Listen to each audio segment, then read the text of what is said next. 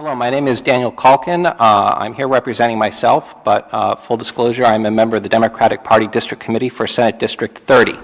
So I've got some notes here, but unfortunately I'm not in a position to email them to you because I just wrote them up over the last few minutes while I was waiting. I'll be fairly brief. So the city of Warwick has an aging population. At a recent party meeting, it was brought up that there are less people working than not working in our city. This is kind of a tipping point in the population. I've canvassed the city several times for 2 Senate races and also for a presidential race. And I've learned a lot on the doors, like I'm sure many of you do when you're canvassing your district. In general, people feel really insecure about their health and their finances. They don't trust that the state government is actively trying to help them in such things.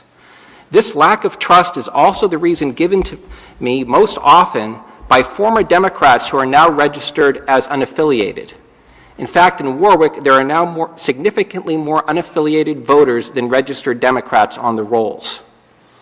Many voters I've talked to have told me how they will be leaving the state. The costs are just too high.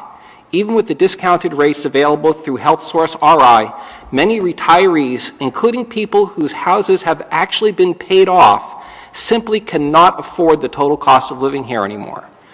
Young people look at the high costs of living and relatively poor job prospects, then decide to go elsewhere to pursue the start of their careers once they've finished college. So there has been a lot of expert testimony indicating that single-payer health care can work here. It details the benefits to voters, how it will help grow businesses, and reduce the net cost of medical expenses in the state budget. Moving forward with the single-payer system would restore a great measure of hope to the people. The twin burdens of healthcare costs for those who can afford it and the stresses on those who cannot would both be lifted. In the state with one of the highest ratios of housing cost to income, far fewer people would be splitting their pills or simply going without treatment when they are injured or ill. More people will decide to stay here, and many will decide to move here.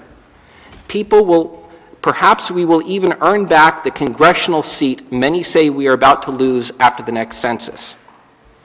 When single payers passed, the fiercely proud residents of this smallest state will once again feel like their government is putting them in the forefront.